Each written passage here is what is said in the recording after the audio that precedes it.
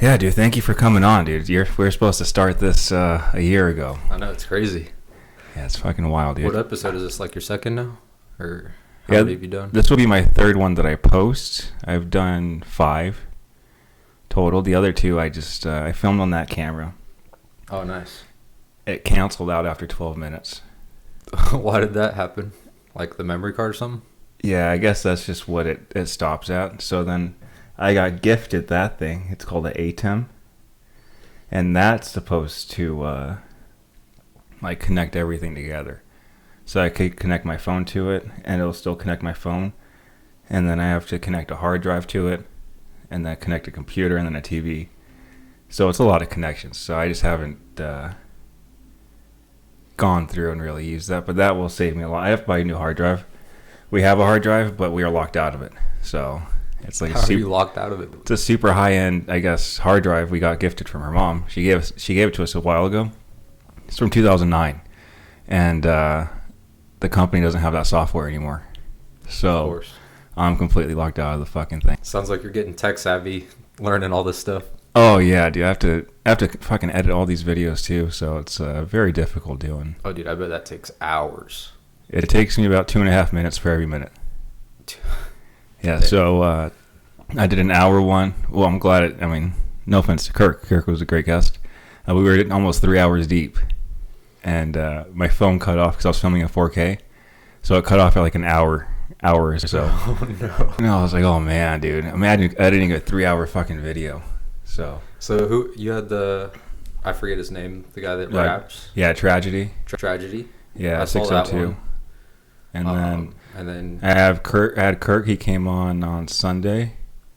I met him in the sauna at the gym. We just kept running into each other all the time at the gym. And then come to find out, I've been following his YouTube channel for years. So no kidding. What does he like record or make videos of? He just does dirt bike stuff.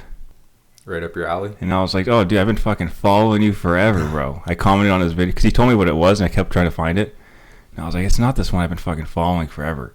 So then he posted, and I just commented on it, and then it ended up being him. That's crazy, dude. You meet the wildest people in the sauna. That's how I met Paul. Oh, yeah, because I met Paul in the sauna. Yep. Yeah, dude, it's just a great, especially that sauna, because it's so fucking hot. Oh, yeah, the one right down the road. Yeah, dude. Yeah, I made a joke. I don't know if I told you the joke I made to these kids. No, I don't think so. But I'll say it, fuck it. It's so fucking hot in there, so I was standing in there, they're all complaining. I was like, yeah, I can't breathe. That's why I call this the George Floyd sauna. Trying to get canceled on your 3rd episode? Yeah, dude. It was a great fucking joke. Yeah. All of them but one laughed, and I was like, oh.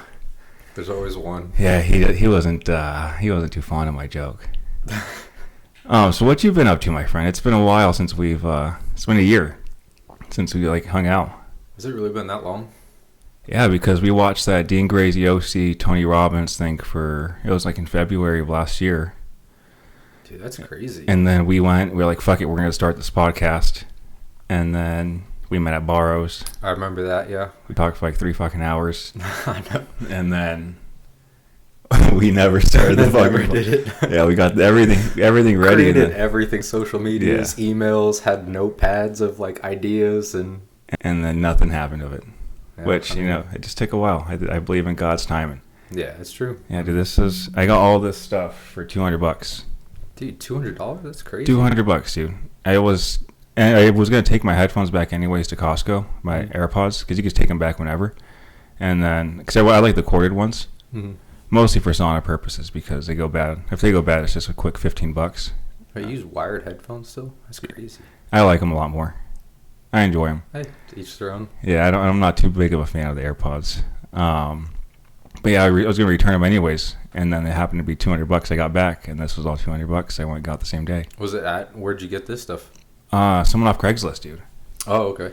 Yeah, they bought it. It looks good. It looks brand new. Yeah, they only used it once. They were going to start a podcast. They're tattoo artists, so they're going to do a podcast while they're tattooing.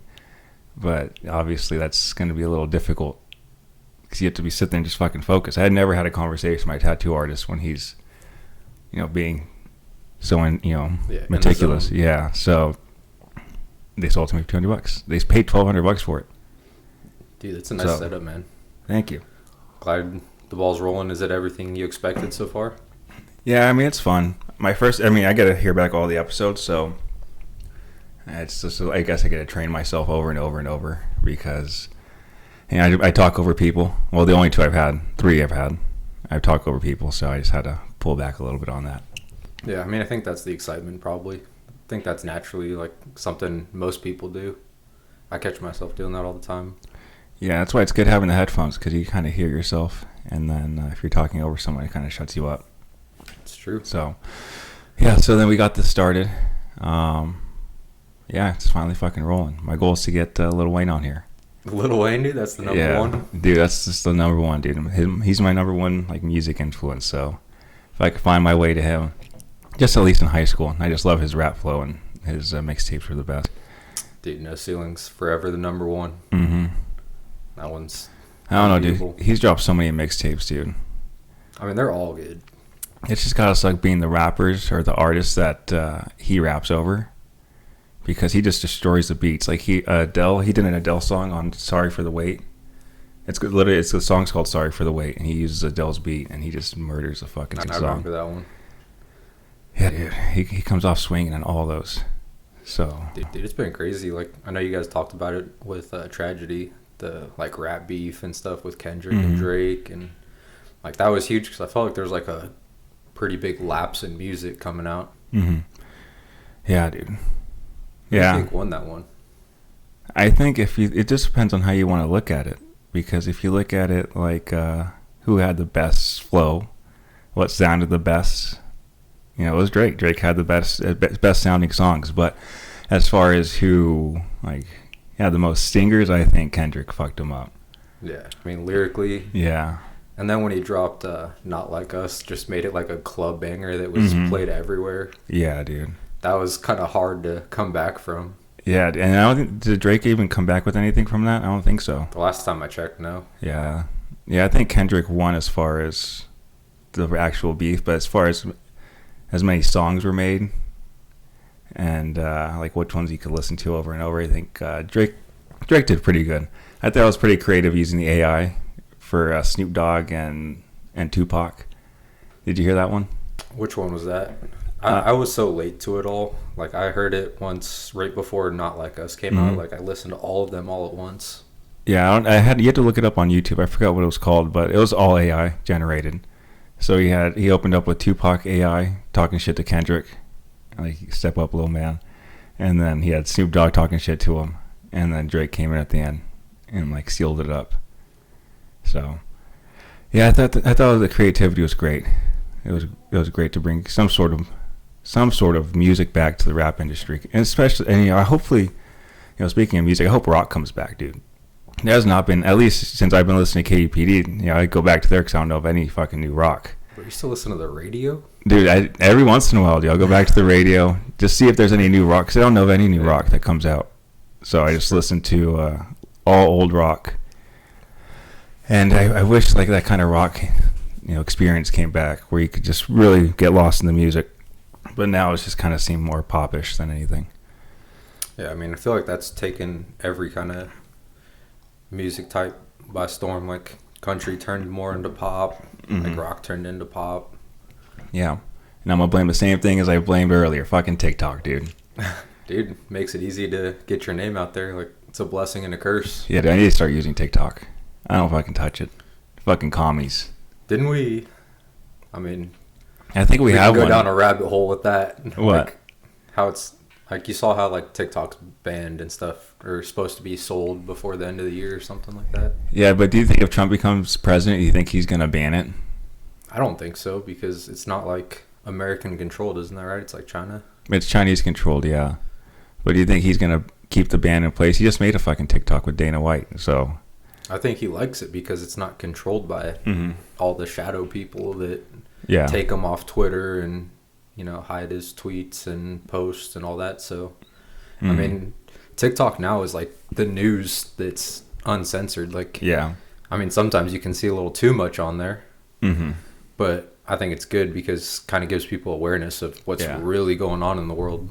Yeah, I'm too fearful of getting lost in the sauce on that, dude. Because I'll watch Instagram Reels. Like, I just got back on Instagram, and I can fucking hate it, dude. Oh, dude, I know when you get back on Instagram, I get like 20 DMs of Reels. And they're all fucked up, dude. They're all fucked up. So, I just could only imagine TikTok's algorithm's the best, so I can only imagine the moment I get on there, it's just going to read my eyes. Oh, this motherfucker wants to see some wild shit. And some fucked up humor. But yeah, I don't want them to ban TikTok. I kind of hope they keep it, because that's a lot of people's revenue right now, is TikTok. And that's how a lot of people are seeing. And then, why are you going to fucking ban free speech, dude? That's like banning free speech. I was kind of for it at first, and then I really thought I was for it for about like 10 minutes. And I was like, yeah, fuck the Chinese. Fuck them having my information. But then I'm like, everyone has my fucking information. Yeah. It's all on the fucking internet. My socials on the internet, everything's on the fucking internet. Everything you do is on the internet, so it's not that hard to fucking get. Oh, no, you can deep dive, like, with the littlest bit of information and find out, like, you can look up addresses, and if you really search, you can find the last, like, 10 people that lived here, who lived here with them, whether they were on the lease or not. Like, it's crazy. Well, shit, dude, when we were selling solar, dude, we could find every fucking house. Anyone we wanted to find. That was some good times. Yeah. If you guys are out there, and you guys have money, do not want to be found, put your home under a trust or an LLC, because it's so easy to find your house. Not your name on the trust. Yeah, no name on the trust. Just change it up to something random. That way, no one can find you. It's so much easier, and plus you get all the tax benefits and stuff from that. You can't get it taken away from you if you ever have to file for bankruptcy. So it's a win-win. And you can't have motherfuckers like us come knocking on your door because you're famous. So yeah, you say you're a renter, we know you're lying. Fucking lying asses. It doesn't actually work. We just don't want to waste our time. Yeah, I mean, yeah, we haven't knocked doors in forever though, so. Thankfully, dude. Yeah, dude. I don't miss that part. It's cool meeting like a lot of different people, but it's nice to not be out when it's 111 degrees today. Yeah, dude, you're putting the grind out though when you were doing it. You were the grinder. Yeah. You worked the hardest out of all of us. Yeah, I mean, it's just wanting to do more, but I mean, it doesn't make me better in any way. Like, yeah, you guys had more experience than I did, so I had to work harder to make up for that. Do you think it helped you with your current job now? 100%, dude. I mean, I think anything you go through in life, whether it's job, experiences, anything, you can always take the good that you learned from it, the bad you've learned from it, and translate it. Like, that tore my confidence down in some ways and then built it up in some ways, and it taught me so many different ways to read people, because like they say, like, a year on the doors is like a couple years of like psychology, because you just learn how to read people and stuff like that. And I mean, that's been huge. Yeah, because now I see right through people that come to me, so like you can't really deny it, because we're trying to make something out of nothing on the doors. Now selling, like, people come to me and I'm like, I got you. Yeah. Once they're in your grasp, it's kind of hard, because doing door to door, dude, it's very difficult. I'm glad we had that experience. I mean, I think I got blessed. Yeah, I think I just got lucky. The ones I got, people just liked me. But I was not the greatest at it either. I fucked around way too much. Yeah, I mean, you have a lot of freedom. Yeah, I get a lot of freedom. Way too much freedom, dude. Yeah, freedom. The sales life is a blessing and a curse. So when you're not, at like a dealership or something, but like selling life insurance, like what I do now, is such a double-edged sword, because I work from home. So it's so much easier to just say, yeah, I'm just going to go downstairs for a little bit. And then, the Xbox is right there. And I see the controller. I'm like, just a few games, a few minutes, won't hurt. And then, an hour later, and then my dopamine's fucking through the roof and just plummets once I get off. I'm not going to fucking call. Yeah, you're like, why do I want to get shit on right now? It's not even that. I'm not even worried about getting shit on. It's the process of me having to prepare to call. Mentally, I'm like, do I want to go through all that? I have to get my computer set up. And I just make so many excuses once I get off the video games. I'll smoke a bowl. And then I'm like, well, I could do other things. I could take my dog. If it's at night, I could take my dogs on a walk. I could go do something else. Yeah, I mean, it's easy to go down that rabbit hole and like find a million other things. Like, I could do this, I could do that, and that's the biggest thing when it comes to like self-employment and anything. Like, it's crazy. I've been watching so many like videos of people talking about how like your boss will tell you to do this, and you have no problem being on time and doing that, but you won't do it for yourself. Mm-hmm. I was like, yeah, I think we just like to be controlled, though. Do you listen to Billy Carlson? You ever heard of Billy Carlson? I don't think so. He's the black dude, talks about like the Anunnaki and like the Dead Sea Scrolls and all that stuff, like the ancient tablets. No, I haven't seen him. What were we talking about a little bit before that? I just got so high, like it all hit me. It just hit you now? Yeah, the bull hit me. But Billy Carlson talks about being controlled. Yeah, so he talks about like the Anunnaki. They're from this planet called Nibiru, and they came here hundreds of thousands of years ago to get gold for their atmosphere because it was going bad, and you could put gold particles up there to help reflect the light, whatever. And so they were doing it. They had their own little slaves. There was like the Anunnaki, and then the Anunnaki's like slaves or whatever they had, and they were working, and the slaves revolted. And this is all like documented in the text and stuff. Mm-hmm. I think it's from I forgot which story it's from.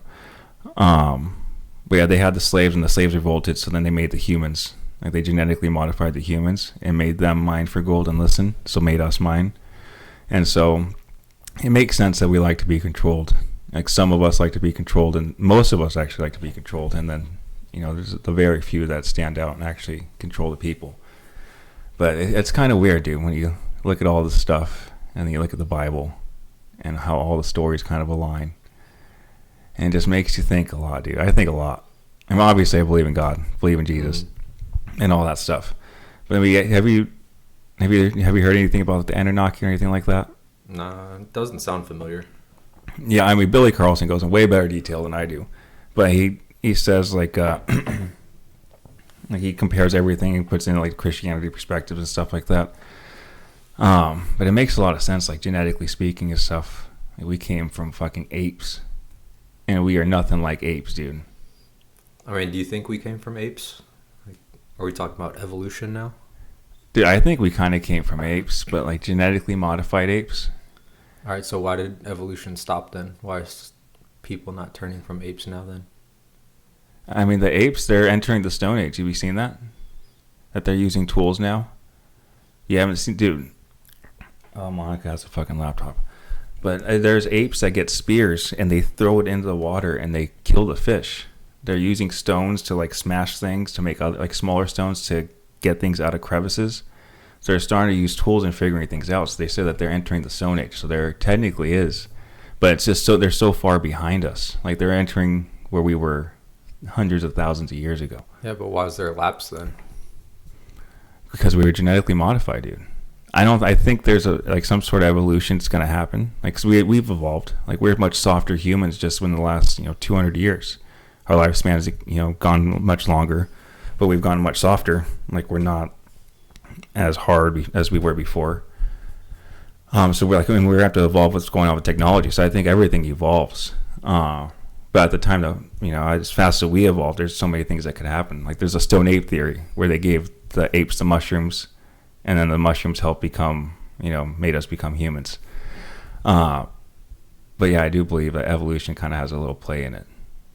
I mean, I don't believe in evolution from where, we turn from monkeys into people and I don't think like that. But like, I mean, obviously we evolve. Like talking about the Bible, like people in the Bible lived for like 100+ years, and like that was like a normal thing.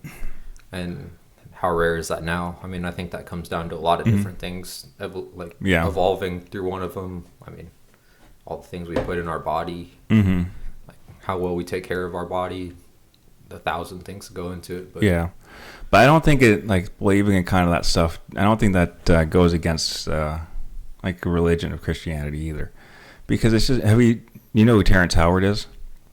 It sounds familiar. I know faces better than I know names. He's in a lot of movies. He's in the show. He's in some show on HBO. He's in a lot of, or I think it Stars. But he's in a lot of movies. He's so you remember the first, the second Iron Man? I mean, I've seen them all. I just don't remember. So second Iron Man, it's when the War Machine becomes War Machine. He's the first War Machine, and they switched him out for the other actor. So he was a light-skinned guy. So I know who you're talking about. Yeah, that's Terrence Howard. So he's crazy fucking smart, dude. Like I can't compute mentally his mathematical geniusness. But he says that if you take gravity out of the equation, like all the planets come from the stars. So he did this equation or whatever, and he put it into a thing, his computer, and it showed that on top of Saturn it has a hexagon. And so he said, let's just see what happens if you take gravity out of the equation, and the sun shoots out different planets, and it lines up. If you fast forward, it lines up as our solar system as it is right now, and that we're in a Goldilocks zone. And every planet ends up going into the Goldilocks zone, like where we're at now, and then life ends up happening. So I think that that definitely leads down the path of something greater than us, like something super fucking smart to make that. Because it's such a, not a coincidence, but it's just so crazy how everything just works.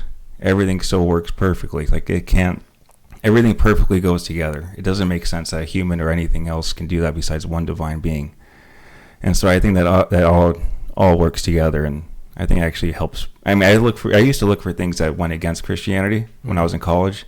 Now I find everything that helps strengthen it, which is kind of wild. Dude, one book you should read. It's a really short book. Mm-hmm. It's called The Bible Uncomplicated. Mm-hmm.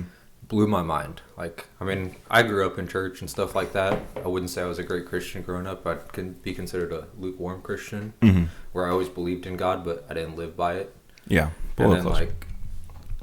And then this past year, I actually read through the Bible, and then mm-hmm. I saw that book on TikTok or something, and it basically is a guy who does E&O insurance through air and emissions through mm-hmm. life insurance and stuff. And he uses evidence-based fact, and he relates it to his job and how he does his job and how he became a believer through the Bible, mm-hmm. and uses all facts. It's crazy, dude. I'll let you borrow it too. Oh, I'll buy it. It's fine. What's it called? The Bible Uncomplicated. Nice, dude. Yeah, dude. The Bible's so crazy, dude. It's so crazy. I'm still reading through it, and it's just such a wild book that we have available to us. Dude, it's insane. And that book, I'm telling you, will tie it all mm-hmm. together so much more. Because mm-hmm. there's so many it's basically the objections of the world, mm-hmm. and him using facts based on how he realized that it's all true. Mm-hmm. And it blew my mind. And I've shared it with some friends and stuff that they read that and then they started reading the Bible, and they're like, I wouldn't have believed the things that I'm reading in the Bible mm-hmm. if I didn't read that book first, because the Bible's not what most people think it is, to where it's all good news and stuff. Mm-hmm. I mean, it's called the gospel, which is the good news, but I mean, there's adultery, rape, mm-hmm. Slavery. Slavery obviously isn't the same as the slavery that most people think of, but there's a lot of mm-hmm. not happy stories in there. Yeah, I mean, dude, there's not happy stories in everything though. But I think when you look at the non-happy stories, it's no one goes through easy times. Mm-mm. I mean, I said this. I don't think it even got on the podcast, but Moses went for 40 fucking years, and the people of Israel, the Jewish people, the Hebrews or whatever, left Egypt, and it took him 40 years to get to their promised lands, and he wasn't even allowed to go because he was, not the greatest person. But it took him 40 years, and through that whole time, they kept not believing in God, so he had to prove that he was real. But they kept going back to their old ways. So, the hard times in the Bible and the bad stuff in the Bible, I think it just depends on how you interpret it. And, there's a lot of good stuff in there, a lot of good interpretations on how to live life, what to really look for. King Solomon, dude. In Second Chronicles. Yeah, Second Chronicles. The first thing God asked him, what do you want? And he could have asked for anything. He said, I want wisdom so I could lead your people. Who am I to lead your people? And then God said, well, since you asked for wisdom instead of riches and everything else, so you could lead my people, I'll give you the wisdom and then give you the riches as well. And the dude became the richest person in the fucking world. Yeah. It's crazy. That made me think of something else that I'll bring up here in a little bit, but... Go ahead. Oh, dude. Just A huge conversation that I learned like the hard way is be careful what you pray for. Like when you ask God for things. Like one time I went through a period of asking God for strength, and man, did I get humbled. Because he doesn't give you strength, he gives you opportunities to be strong. And it puts you through some crazy trials. And like you ask for patience, and he gives you all the opportunities to be patient. And I think that's like one of the craziest things. And like I've learned to be very careful on what I pray for now. What are some things that you've been put through? That'll be a side conversation. All right. Yeah, dude, we got a lot to catch up on over the last year. Yeah, dude. Yeah, we do. Yeah, be careful what you fucking pray for. Because you want, like you said, you want strength. He's gonna give you that opportunity, but how is he gonna give you that opportunity? Like, is he gonna put you through some hard shit? Like, are you gonna like max out your credit cards, default your credit cards, and you have to get the strength to get through that, or like what is he gonna put you through? So we gotta be careful, because the next level is gonna be way harder than the level you got right now. And he's going to see if you're ready for that. And if you're not ready for that, you're going to fall right back down to the base level that you were at before. And you have to work your way back up. Yep. And it's the most humbling thing. You got to be careful. So I wish for the easy things. Wisdom, I want courage. And I want strength. And, I do pray for strength. But, when I'm going through shit, I'm like, all right, I fucking asked for this. This is what I asked for. And, yeah, when you're going through bad shit, you might have asked for it. Because the person you're going to be after that is what you prayed for. So exactly. Yeah, be careful what you pray for, dude. Be Yep. careful what you fucking pray for. The Bible's great, dude. And then so many things in Proverbs, the book of wisdom. And then the New Testament's just like how to be a good person. How to be a good person, and how to pray. And that even tells you how to pray in the parables that Jesus tells you. Like, it's just like how the kingdom of heaven is and how to pray. Everything in that's it's just a great book. And it goes back to how crazy it is that it's just at our grasp. And no one really utilizes it. Even if you don't want to become a believer, it's just a good thing to abide by. Yeah. And just look at. If you look at it from like an outside view, and just look at it like what lessons can I learn from this book? It's so many. Yeah, because at the end of the day, it teaches you how to live a better life and a more fulfilling life. Like, it doesn't talk about being happy. I don't think once in the Bible does it talk about being happy. No. But it does talk about living life filled with Christ, which if you just follow things in the Bible, like, you learn so much and you get so much peace through those trials that God sends your way, because it never gets easier, it only gets harder.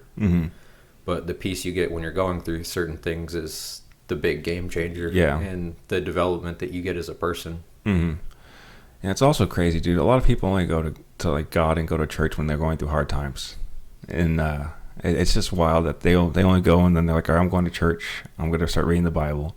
And then things start getting better. And then they're like, I'm out. Yep. I'm out. I could do this on my own. I'm doing it on my own now. Like, I don't need to go back to church. I got this. And I've been, I'm saying this about other people. This is myself too. Like, I've done this. I've done this multiple times. Like, I'm like, oh, fuck, I could do this by myself. Like, why do I need to go to church? Why do I need to? This is my first time reading through the Bible, and I've been going to church for years. Like, reading through the Bible fully. Like, I obviously like the basic verses, the basic stuff of like what Christianity is, but when you actually read the Bible, you get a full understanding of like what the word is. So I don't know where I was going with that little rant. Dude, it's great. Have you gotten into Revelation yet? Are you reading like straight through? You're like kind of bouncing around in like a certain way, aren't you? Oh yeah, I don't have it in here. So the Bible I have, it splits it up into like 365 days. Okay. So you just read a little bit every single day. So I'm going through my second time around Psalms. Like, I'm barely, it has it listed as like the months. So I'm through August. I'm in the middle of August right now. So dude, you're getting there. I have a few more months to get done. But yeah, dude, it's just it's wild that we have that at our grasp.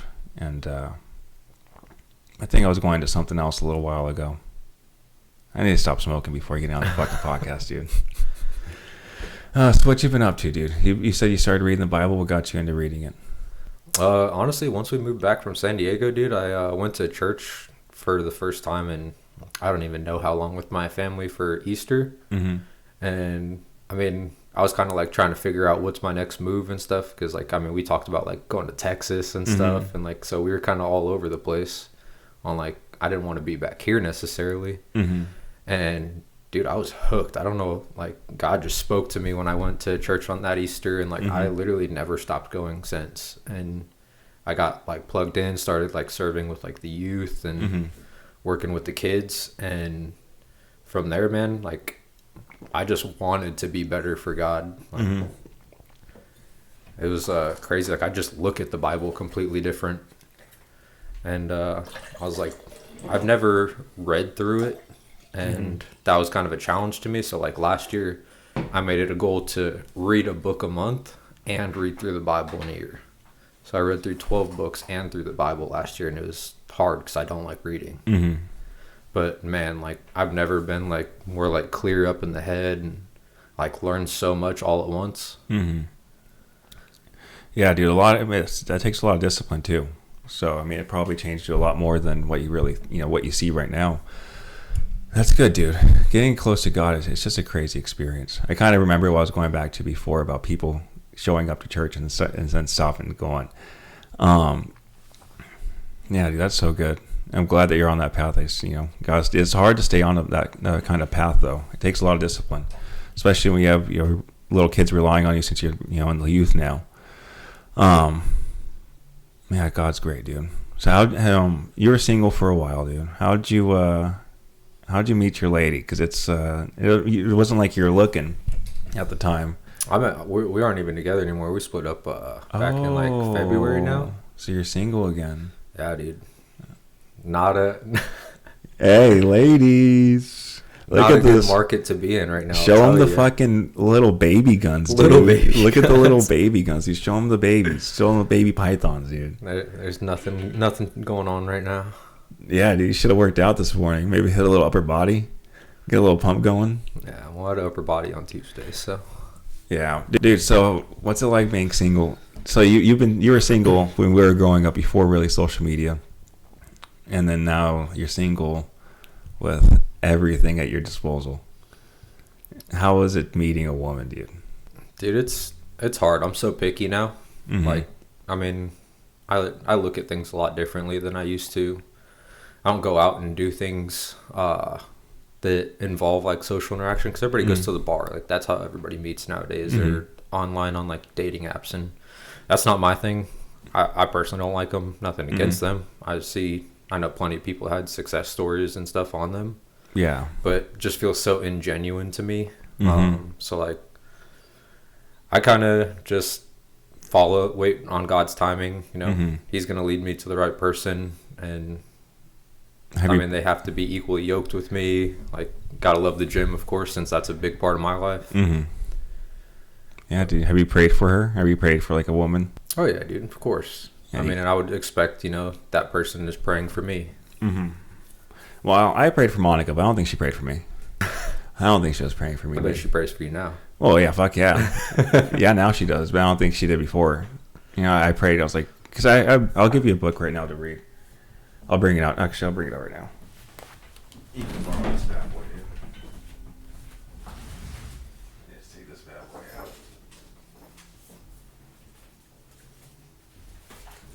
Yeah, this book. You're giving me lots of books to read. Yeah, I have a little library up there. I'm trying to make it bigger, but I use mostly Audible now. But it's called "What Makes Love Last" by John Gottman. It's a good book. You could read that, dude. Secrets from the Love Lab. Yeah, dude. So this guy, he's a psychologist. This is what helped me a lot before her, because I was like, I don't want to waste my fucking time.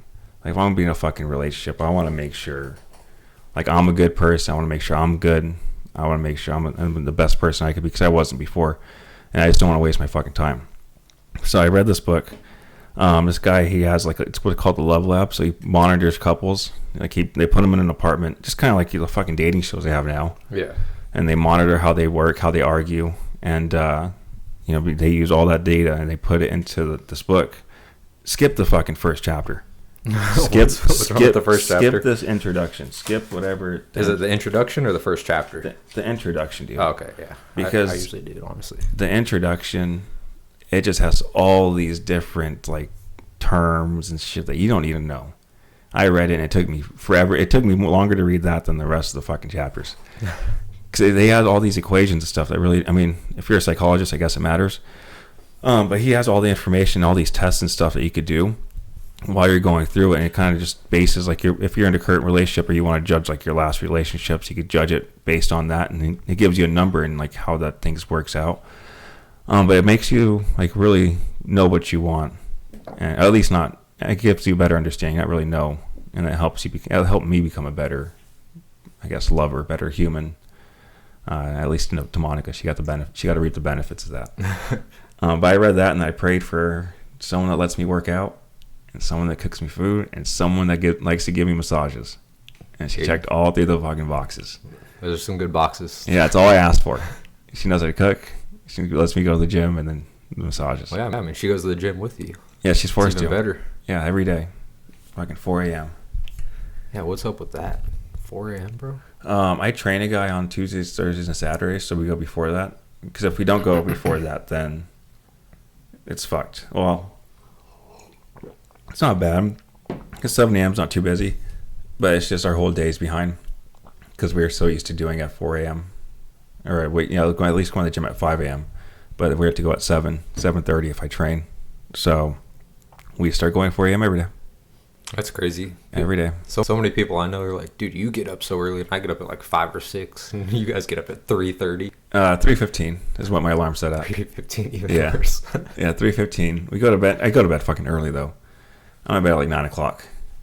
I mean, yeah, I'm usually not in bed at 9 because I don't get off work till 9 half the time. But right when I can. You're going to sleep. Yeah, dude, 9 o'clock is, I'm drowsy. I'm not driving. Like, if I have to plan to be up for longer than 10 o'clock, I have to wake up late. Or take a midday nap, because I'm going to be too tired to even, like, if I have to go to a party, I have to go to a family event, like, I have to take a nap, because I'm not going to be social. I'm just going to sit there and just, dude, get me the fuck out of here. I want to leave. But yeah, I like waking up before the sun, dude. It's 30 cool. hits hard, bro. What? 30 hits hard. Yeah. Are you 30 right now? I'm 30. You're turning 30 this year too, right? Yeah, dude. Turning 30. Did you ever think you'd willingly go to bed at 9? Dude, I see my sister, because my sisters and my cousins, my sisters are 16, and my youngest, the cousin they hang out with, he's 12, so I see them. These motherfuckers FaceTime me. I'm sorry I called you guys motherfuckers, but they FaceTime me at 5 a.m.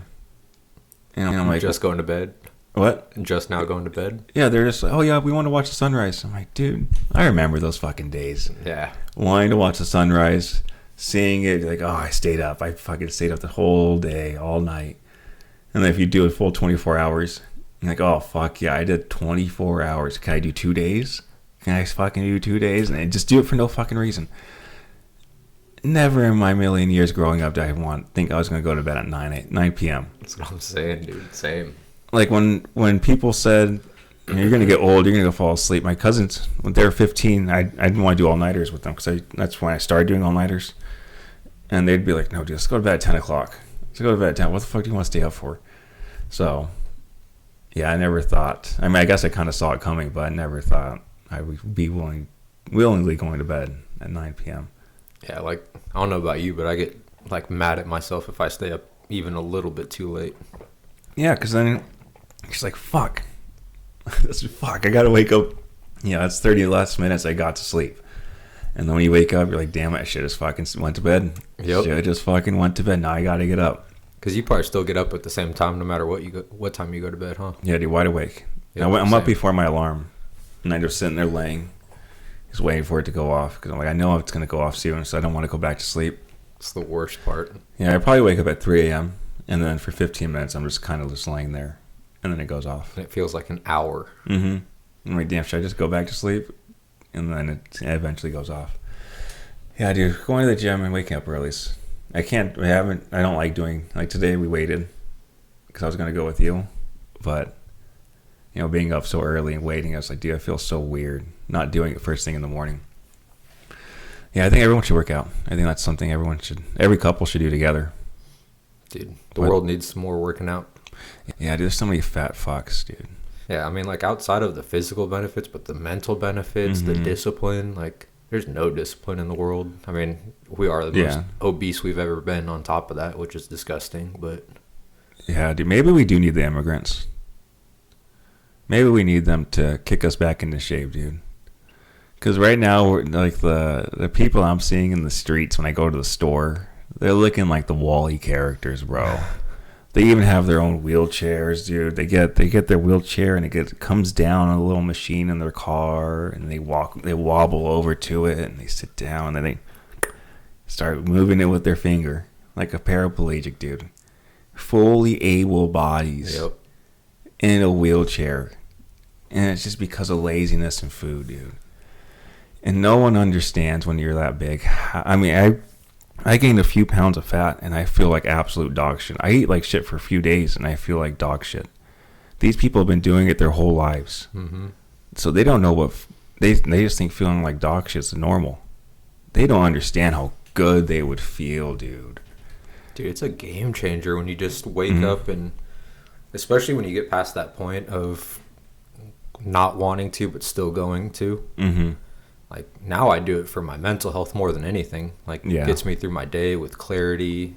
Mm-hmm. But, dude, it drives me crazy when I go to the grocery store and they're just... their little electric carts with no injuries, nothing, just... Taking out the whole fucking aisle, dude. The whole... I think I just get more annoyed because they take up so much space. And I have... I mean, my family... I don't think I have that many obese people in my family anymore. I think a lot of them lost weight. I talk a lot of shit. If they're fat, I talk a lot of shit. But yeah, this guy I train, his name's Chris. He has his own podcast, but he was pretty chunky, and now he's like mentally focused. He was like, I want to put a gym in my office so everyone can work out. They can go get a little workout in, and his whole life has changed in 6 months. I've only been training him for 6 months, and his whole mental state has changed. He could run now. He could do push-ups. I don't know if he could do pull-ups. He's still a little fat, so I don't know if he could do pull-ups. Sorry, Chris. Pull-ups are hard for a lot of people. Yeah, so. Dude. We don't know. He has a little gym in his house. Probably a little bit bigger. Probably like that area right there when you walk up. Okay. And then in this room together. Little gym. It has everything you need. But yeah, we haven't done pull-ups. It's hard to do. It's limited. I mean, dude, there's people that go to the gym for years that can barely do pull-ups. Like, calisthenics is completely different than weightlifting, but... Yeah, that's the biggest misconception with fitness is people think you got to have all this equipment. Like, no, you have a floor and 2 feet. Mm-hmm. Do your air squats. Go for a jog or a walk. You don't even have to start off with hard. You just do a little 5-minute walk.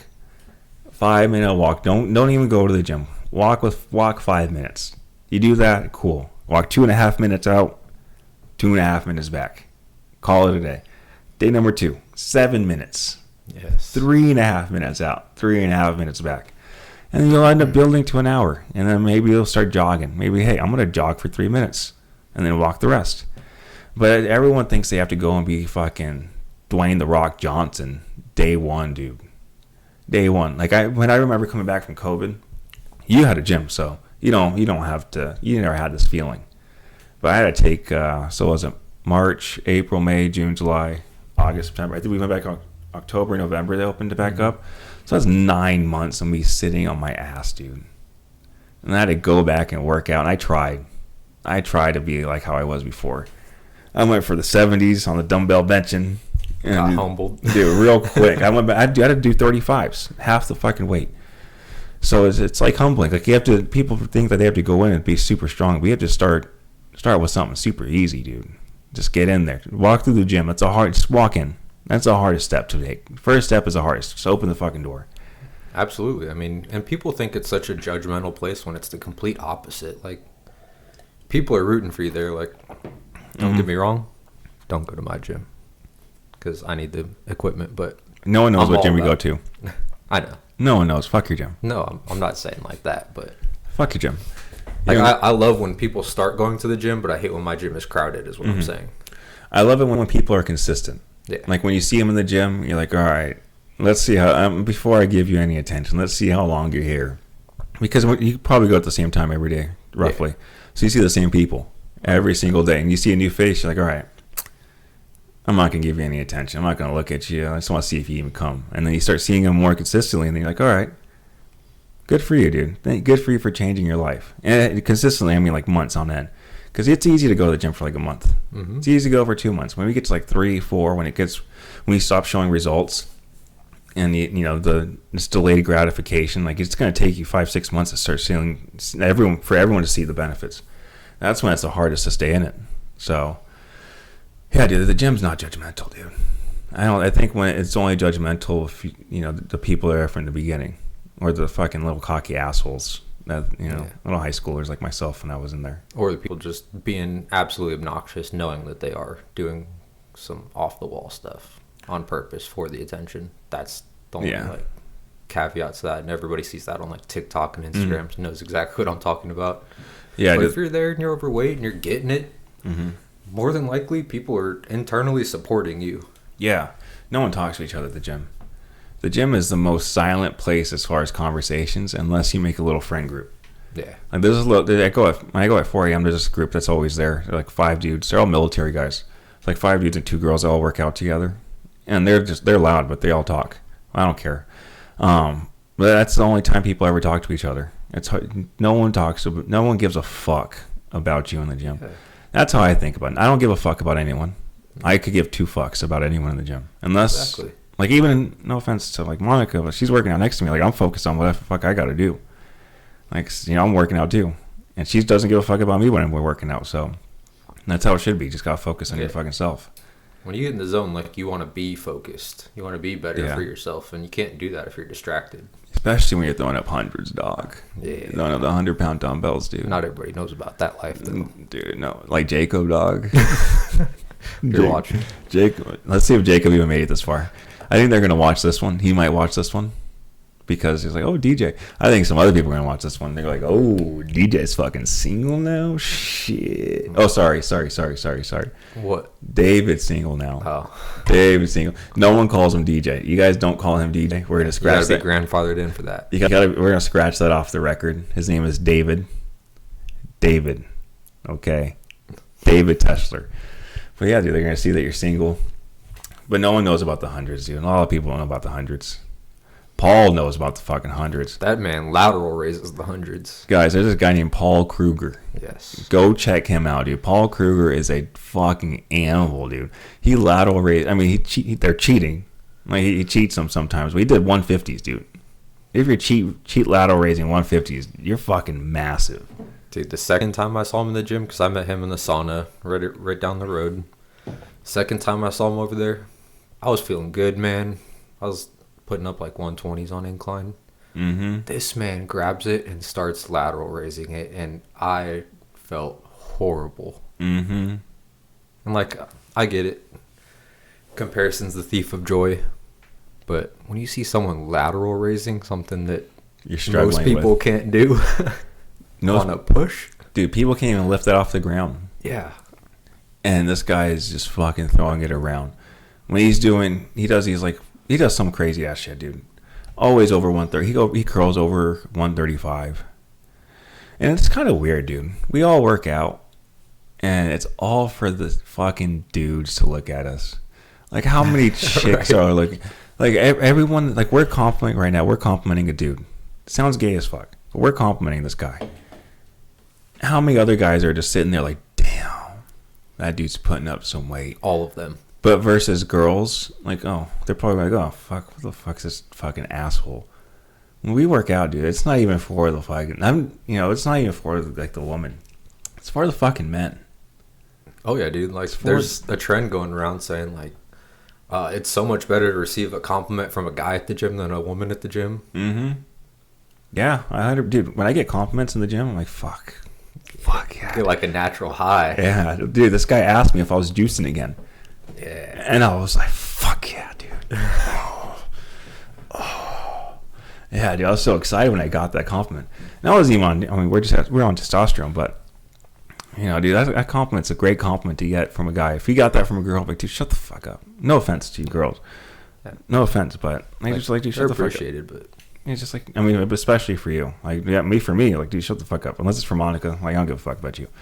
You, ladies, compliment the fuck out of David over here. Last time I saw him without a shirt, he had a six-pack. Not sure if it's still there. He's looking a little too lean, a little too small for... Hey, bro, I'm not the only one who lost some pounds. Shit, dude. I didn't lose much strength, though. I can outrun your ass, motherfucker. That's fine. I can, dude. My fucking inner Mexican just kicks in. Dude. I could run and I don't jump. run at all. Yeah, I like being... I'm around 200. I'm 198, 197. I like being at this weight. It's easy for me to function, dude. I don't get hurt as much because I can't lift as much fucking weight. I'm a little bitch, dude. I think I could do hundreds for maybe 8. Still solid, though. But it's just one set. I mean, it's still solid, though. Like, hundreds for 8 is a lot better than... But I'm doing real reps now. Same. Like, I'm going... My goal is to get the dumbbells into the pockets right here. Shout out to Dr. Mike Isretel. Do you know who he is, Dr. Mike? Bro. Yeah, I learned so much from him. Like, all my knowledge is coming from him now. Because I was working out so hard. I was thinking about my form when I was growing up. Even just fucking 2 years ago. Like, dude, I was cheating myself, dude. I can just imagine if I was just to find his information so much sooner. Or just even think about high school and facts would be like lower. How much better that is for you versus just doing the half-ass 90-degree reps. Yeah, because it's about the stretch in the muscle. Mm-hmm. The time under tension, the contractions. Like, I focus on that stuff too now, like, way more than the weight. And if you think about, like, injury prevention, dude, people get injured when, like, if you're falling, you're getting injured when you're coming all the way down. You're getting injured when your legs split apart or you're not stretched.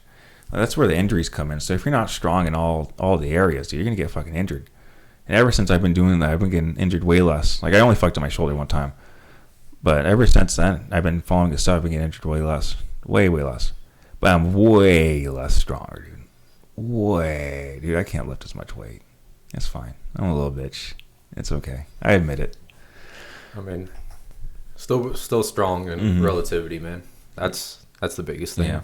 So do you keep up with what's going on in the world? Depends what we're talking about. Because I try not to let any of the negative, crazy things get in my head. What do you consider crazy? Like all the political stuff that's going on. Try not to get too deep into that. You don't want to get deep into Trump going and getting convicted, dude? Like, I haven't paid attention to the whole thing. No. They've been after his head forever. Dude, I'm so happy they did it. I'm happy, dude. And just because everything just backfires. I said this before. I said it to someone else. But, dude, it's like a video game. Like, what they're doing is like a video game. In the beginning, you're like, dude, what the fuck are they doing? Like, you don't know what the fuck the controls are. You're getting your ass whooped. Like, let's just say Call of Duty. Your first time playing Call of Duty online. You don't know what the fuck you're doing. You're getting sniped. You're in Verdansk. You're going to the fucking mall. What was it called? Superstore, bro. You're going to Superstore, and you're just getting fucking mollywopped. Game 1, you don't even know how to fucking slide. Gulag. Yeah. 10 seconds. Gulag, not even. Fucking, you run across, pop, dead. Day 2, you know? You get better, you know, you start figuring this shit out. And then by, you know, for a year deep, you start seeing everyone's moves and actions. You're like, oh, I could kind of predict what's going on. That's kind of what they're doing. At first, when they started doing all this shit to Trump, you're like, oh, dude, what the fuck's happening? What the fuck's going on? Why are they doing this to him? This guy, why are they doing? And then now you kind of, like, when he was going to trial, there's people like, oh, is he going to go? Of course they're going to fucking convict him. Of course, that's how the game is set up. That's their fucking game plan right here. And it's kind of obvious to see, and I'm glad they did it, because every time they do something like this, and I'm talking about the fucking Democrats, whoever the fuck who's running the show behind all this. Every time they do this, it just backfires. Oh yeah, it backfires so badly, dude. And it's just so funny to watch. It's so funny, but it does suck, dude. It does suck a little bit because there's RFK out there too, and I think if it wasn't for this, what's going on, he probably would be a better candidate as far as like calming shit down. Politically, like at least attention in the world. But they just propelled Trump to win. And if he doesn't win, dude, if he does not win, that's what I'm scared for. Like, I'm not scared, but I'm just worried. I guess not worried, but I'm kind of anxious to see what happens. Like, it's exciting because we get to live this time. It's definitely historic. People are going to look back at this. Remember that time they shut down the fucking world? over a little flu. Remember that fucking time, dude? Fucking idiots, dude. They gave all these fucking people a vaccine. Now deaths are up 3,000 fucking %. Crazy, bro. 3,000 all-cause mortality. They have this thing. They created this thing called turbo cancer, where the cancer just pops up and just kills these people, dude. Yeah. And this may be a lot of misinformation. I am not a doctor. I just reached it online. Headlines only. But they're going to look back at this time like, yeah, they gave themselves injections. They took the kids away from the fucking schools, dude. No schools. Fuck that, dude. Why would they do that? Fucking idiots. Then they put this old fucking dude as president. Dementia patient. Dementia patient. Every time he talks, they have to juice him up with some fucking new shit. They came up with so many new drugs just for this guy. Now our population's better for it. So, why the fuck? Like, this history, like, what we're going through is fucking crazy, dude. Like, Joe Biden's, no offense, like, I don't give a fuck about Joe Biden. No, he's just a puppet. He's a puppet, but I kind of, he's done a lot of bad shit, but I kind of feel bad for the old dude. Like, I feel bad. He's just an old-ass guy. And then, it's kind of, you're 80 years old, dude, and you're controlling the fucking world, essentially. Not really. He's the scapegoat. That's all he is. Yeah, but his life, once he doesn't become president, dude, his lifespan is going to dwindle down super quickly. And he might not, live too much longer, regardless if he's president or not. And then we have Kamala Harris if he doesn't live. I'm getting arrested for weed again, dude. Going to Mexico. Dude, in Mexico, that's even fucking worse, dude. I'll go somewhere else. Did you hear what happened? Do you want to know what happened in Mexico? Yeah, enlighten me. So they just had their elections this last week or so, and they got their first woman president, pretty much AOC, but in Mexico. And now AOC's running the fucking presidency. Like, imagine AOC running America. But during that time, during the election span, the cartel, well, I don't know who killed them. Someone killed. I'm not saying the cartel. I'm not blaming anybody for this. Someone killed 37 other candidates. 37, bro? 37 candidates got murdered. They JFK'd 37 candidates, dude. Ain't even hiding it. Dude, killed them. They're rigging. Everything's rigged. Yeah, that's evident. Dude. Evidently clear. I was doing a little bit more research and watching other videos on it. There's people with guns. I'm not sure who they are, but there's people with guns at the polls saying, you know who to vote for. And then there's all this other stuff that's happening. They're giving out like gift bags and like money and like all this other food and stuff and saying, who gave this to you? The woman president, the Jewish woman president. Wow. And then she got elected. So I think it was by a landslide too. So, yeah, Mexico, that's our fucking border, dude.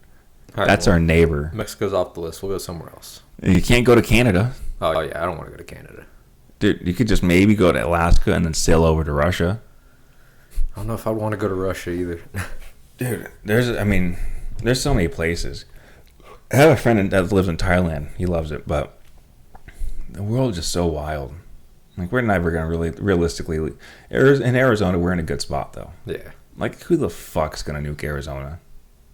We have a nuclear plant here. Yeah, we have a nuclear plant here, but it's the most protected place in the fucking world. Outside of Tejas. Mm-hmm. Dude, Texas would be the spot to live, dude. I do want to live in Texas. Dude. I still think about it for sure. Every day. And my algorithm knows it. Be sending me like 300K houses, brand new built. And I'm just like... I could qualify. I could do that. But then you're at 7% interest rate, dude, and you're paying like $1 million in taxes. So... property taxes is what gets everybody, but... Mm-hmm. Yeah, it's only $300,000 though, so it's not gonna be too bad in property taxes. What was that, 22%? I don't know what their property taxes are. Can't use my phone. Yeah, dude, I would love to. Texas is like an outlaw state. I could see them. I could have seen them when everything was going on with the border, like really trying to fuck with Texas heavy. Mm-hmm. They're getting really fucked up right now with the storms. Oh yeah. But Texas is like the most armed state in the fucking country.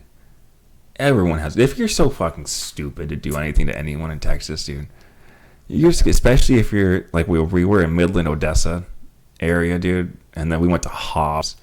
Dude, Hobbs in New Mexico. Hobbs, dude. You're getting shot if you do anything to anyone there. Dude, remember that little like restaurant we were eating with bullet holes in the window? Yeah, dude. They didn't even fix it. That fucking that burger place. Yeah. Dude. You don't fuck around in those places. That's why, dude, I think everyone should have a gun. I don't know about everybody.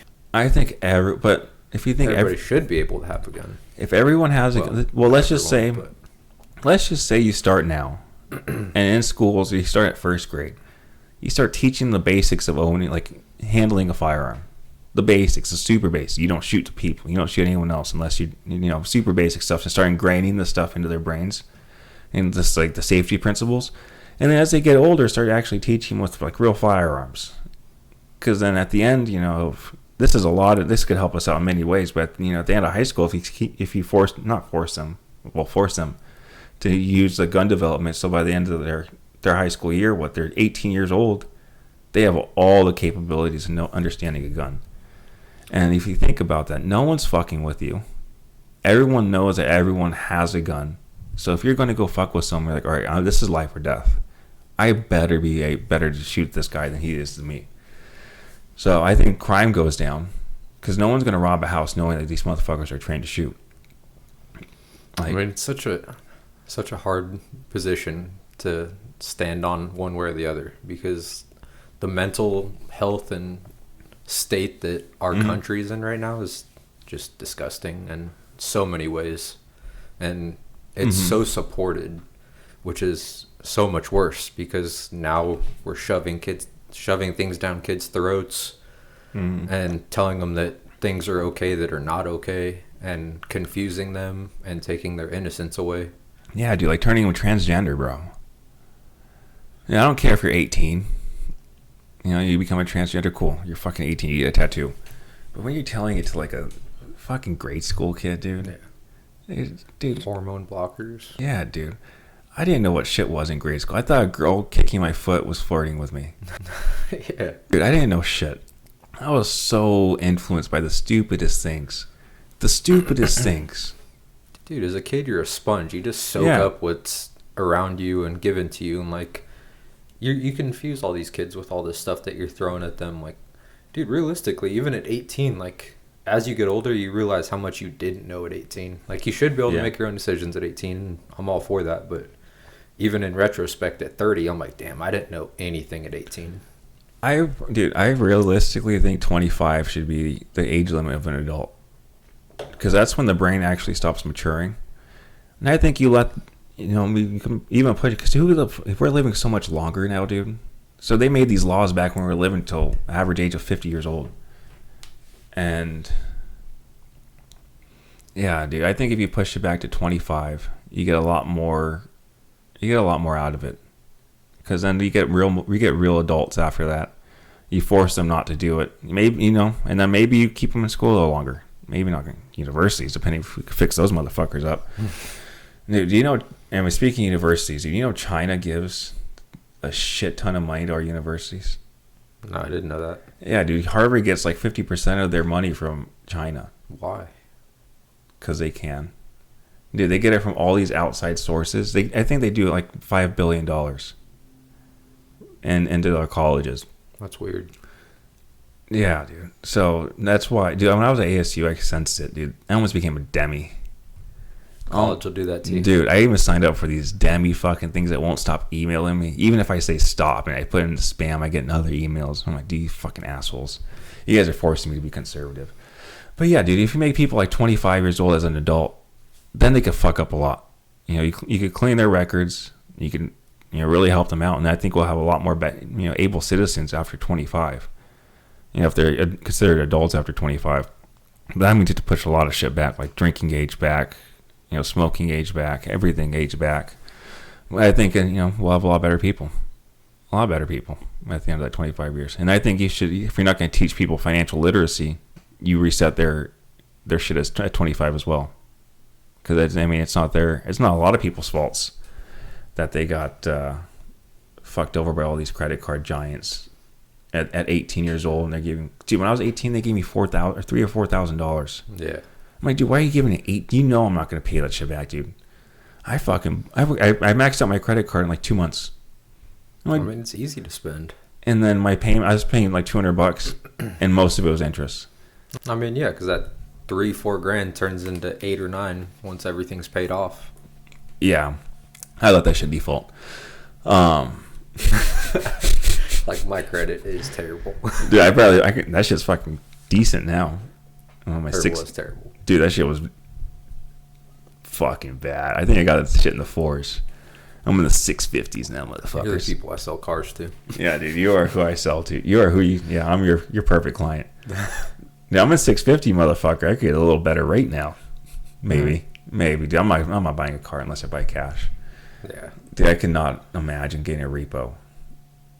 Like, if that's the only thing you have, dude, like, that better be the thing you fucking pay. So you need a car. Oh, yeah. If you have to rely on the bus, dude, you don't know what the fucking happened. You get to be prepared like in 2 hours early. And especially here in Arizona, dude, everything's so far from each other. Like, you live, how long does it take you to get to work? Like 20 minutes. And if you took the bus, it'd take you like an hour and a half. If you're to ride a bike, you're not riding a fucking bike in this heat. You're not walking, you're not running. So, like, especially, like, depending on where you live, but it's imperative probably in every state you live in, you need a car. You need some sort of transportation. So I couldn't imagine ever letting anything go like that. All the cars I have have been paid off, so I'm no one's fucking client. I'm the worst client, dude. But yeah, dude, I think a lot of shit should get reset at 25. I mean, I think it should I don't think you should get reset, but I think you should be taught at an earlier age, like all the things that you learn in school, not all the things, but a majority of the things you learn in school growing up. I mean, elementary school is probably the most important things. You learn like the basics of things. Mm-hmm. Middle school to 10th grade, practically pointless. 11th and 12th grade, you could be learning like financials and taxes and other things that actually relate to life. To once you get out, you don't put yourself in that situation. Like, oh, if I borrow $4,000, it turns into $8,000 if I pay the minimum payment. Mm-hmm. And if I don't pay it, my credit sucks and I can't finance anything, and I'm screwed for years. Yeah, but it just seems that like this rate, they're not going to put any finance, and like the kids are going to have to force themselves to figure that shit out. Like we had to figure that shit out ourselves. Like I was not financially responsible until Monica came in my life. So until the last 6 years, even then, like when I lived in San Diego, dude, I was not financially responsible. Most money I ever made in my entire life, blew it. Yeah, I mean, it's also the most expensive place you've ever lived in your entire life, too. But I calculated, I mean, I didn't calculate taxes, but... Those taxes, bro. Dude, that's why they fuck you. If you're in a sales job, you should get some tax literacy, dude. They fuck you. Especially 1099. You get fucked if you don't know any tax literacy. I know for a fact. I got fucked. Bent over backwards. Thanks, Uncle Sam. Yeah, thank you. Thank you, fucking Gavin Newsom. I'm glad we got out of that shithole. 30 cents a mile they're going to start taxing in California. Got to pay for grocery bags. 10 cents a bag. Everything there, dude. Like, such a beautiful place. Just filled with absolute... Dude, they have a water tax. You can't buy water bottles without getting taxed. It's fucking nuts, dude. Yeah, we live right next to Canada. Pretty much. In California, dude. California is such a shithole. I mean, it's beautiful, but it's like shithole. Yeah. It's not run the best. Economically, it's a shithole. Yeah. Which it should be thriving, dude. I always wondered, like, if we were like out of the deficit, like, instead of like giving away all the shit, free shit, and actually charging for it, I wonder if we were like a positive... Let's just say the country made $1 billion in a year instead of being in a deficit. Instead of spending $1 trillion, what if we made $1 trillion? I wonder if we'd be able to give money back to people. Like still like have like a capital socialist society, like more capitalism. But, you know, if like a business, like if you're in a business, if we were running a business, you're like, oh, my employees did great, I'm going to give them a bonus at the end of the year because we were up so much money this year, X amount of dollars.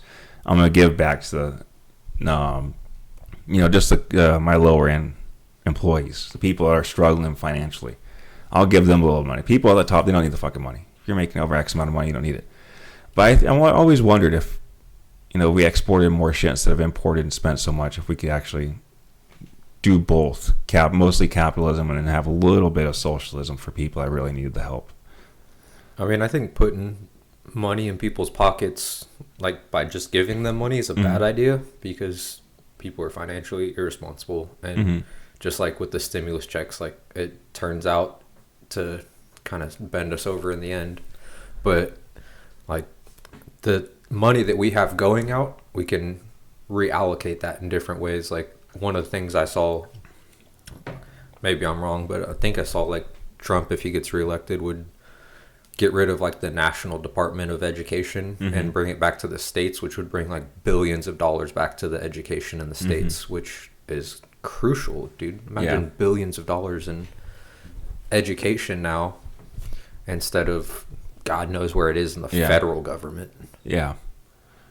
Yeah, I'm thinking more like, not like giving people money, but like cleaning up, because we don't clean up shit for communities, dude. Like if we were like let's just pull it to Arizona. Like if Arizona was like let's just say we're making a profit in $1 billion. Put some of that towards the communities. Fix the fucking homeless issue downtown. Fix the people, dude. If you fix the people, you're going to fix the issue.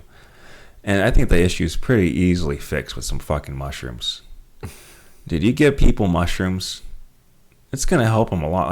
They have other shit. You could take like ketamine and stuff like that. Ketamine drips to help people get off addictions.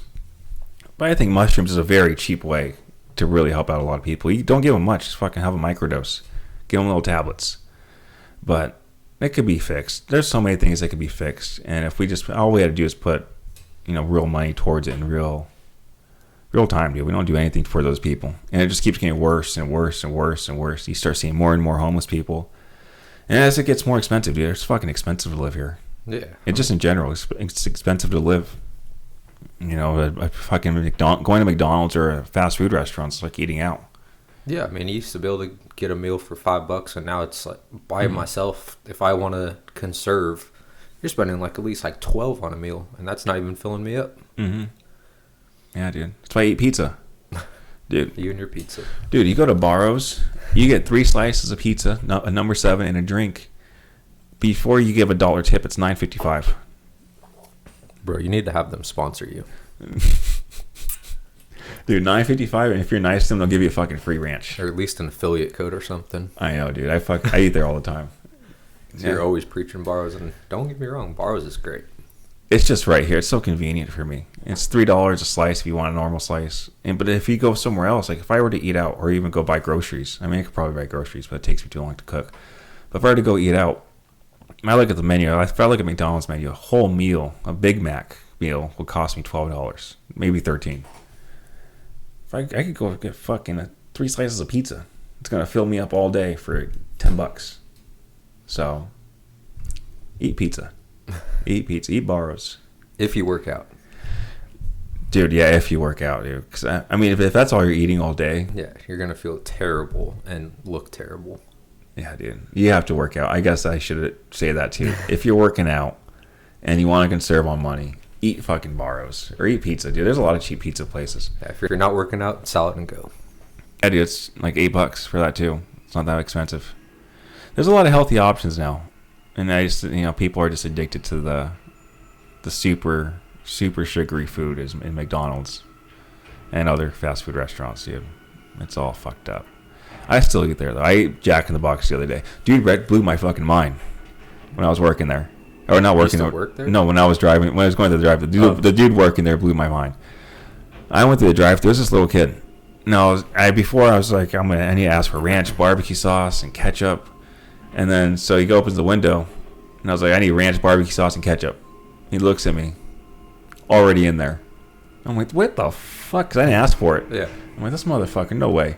And I'm like, so are you sure? He's like, yeah, it's in there. Complete confidence. And I was about to be mad. I was like, I'm going to have to go in this motherfucker. He didn't put it in there. I'm going to go in there, ask for my fucking barbecue sauce. And I opened the bag, dude. Ranch, barbecue sauce, and ketchup. In the bag, dude. Enough. Perfect amount. 3 of each. Give the man a raise. Dude, I was so... I was about to leave a review. Dang. Almost left a review, dude. That's how good the experience was. You know it's good when you leave a fast food restaurant like that a review. Yeah, dude. Jack in the Box, bro. Like, I don't eat out too much, but sometimes I just eat all my lunch and snacks too early at work. Like, I went to Carl's Jr. the other day to grab a burger and fries. Go through the drive-thru, they take my order. I pull up to the first window, give him my card. As he takes my card, there's a QR code. He's like, hey, bro, if you can just scan this QR code and leave me a review. It's like, bro, I haven't even got my food yet. Yeah. Like, I just paid. Yeah, I don't know. What do you mean, leave you a review? They took my order. Fantastic. Yeah, this guy did a great fucking job. This guy made my experience so amazing. He said, what can I get for you today? Yeah. And don't even know if I got it right yet. Yeah. And then he put my order in. He hit a few buttons on the screen and said it'll be $13.86. See you at the second window. Which I don't know why they have two windows anymore. I don't even use one half the time. Yeah, I'm like, dude, why the fuck do you have two windows? It's used for storage. Like, see you at the second window. Like, just have fucking one window, dude. Yeah, dude, some of these people, and then they ask for tips, dude. That's the most annoying thing. It's going to ask you a question. Like, I know what the question is. It's going to ask you a few questions if you want to give me a tip. If you want to tip me. I'll tip you for handing me a bag and swiping my card for me. Yeah, dude. What did you do to earn a tip? I heard a great quote is, if I'm standing up for a service, you don't deserve a tip. Mm-hmm. I think for it to go, though, like a to-go order, if you're doing food. But what's the difference between that and a drive-thru? That takes a lot. You're walking in to pick it up. Yeah, but the to-go person does quite a bit of work. Like what? Their job, if you have a big order, their job is to make sure everything's in there, make sure everything's neat. Like they do all this crazy stuff. Have you worked in a restaurant? No. Oh, so I avidly avoided that my whole life. Yeah, they do a lot. But they also get paid more than servers do. See, I guess they don't really deserve a tip, but they get tips all the time. But like, just when I go to like the dispensary, dude, and I do a pre-order, and they ask me for a tip, it's gonna ask you a question, or they give me ones back. I'm like, dude, you just grabbed a fucking bag for me. Don't expect a tip. You didn't even talk to me. You didn't even look me in the eyes. You said, "Oh, Dominic, I'll be right back with your order." And then you read my order to me. I'm like, yeah, I ordered that. And then you give me ones, dude, expecting me to give you a tip. But dude, they probably get a lot of tips doing that. Yeah, I mean, it's standardized because people will feel uncomfortable in that situation, and they'll do it like 10%, 15%. Yeah. Just click it so they don't feel guilty. And that adds up over the day. Dude, yeah, they get you with that. They really get you with that. And they'll shove it in. They'll stay. When it's so fucking annoying when they sit there and stare at you. Oh, is he going to tip me? Is he going to tip me? Oh, yeah, and they're just like looking into your soul. And then I say, no tip, and I look at them right in the eye. Get me my order, bitch. Yeah. Get me my fucking order. You want to donate $5 to the children's hospital so we can have tax write-offs? Like, yeah, I know what this is. No. Yeah, like, no. I do my donations separately, if anything. Yeah, dude. I remember one time at Goodwill, this girl asked me, she's like, do you want to donate? I was like, where does it go? She said, back to Goodwill. So I'm paying extra. I'm like, dude, I was like, do you understand that you guys get all these clothes and stuff for free and then you resell it? And you want to ask me for more fucking money? I got in an argument with the girl. Monica's embarrassed, but I got in an argument with her. I didn't give a fuck, dude. I was so irritated. I'm like, you're going to ask me for more money? And then she got mad at me for saying, dude, you get paid. I just paid your whole hour. And then you want me to give them more money? Dude, fuck Goodwill, dude. Goodwill's such a fucked up company. I mean, everything is like that now. Yeah. Go to One Stop to buy one of these. First thing it asks before my PIN, tip amount. I brought it up to a register, bro. Like, I'm practically self-checking out. You just went beep. Yeah. Imagine a tip. You do self-checkout and you have, hey, do you want a tip? Bro, that's some California thing coming soon. Dude, Jacob and Jessica, they were talking to us about, they went to this bar, and on their checkout, it said decoration fee. They got charged a fee because they went into this bar during holiday times and they decorated, dude. Dude. That's liberal America right there. And that's in San Diego, everybody. Dude, couldn't imagine. I'd be so pissed. I get so pissed when I get charged for anything, overcharged for anything. But getting a charge of decoration tax as I'm sitting in your place spending money on overpriced alcohol, and you're gonna charge me because you wanted to decorate, dude.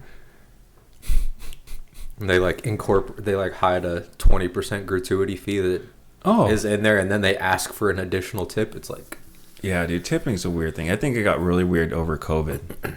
I think COVID really fucked up. It fucked up a lot of things, dude. Sure did.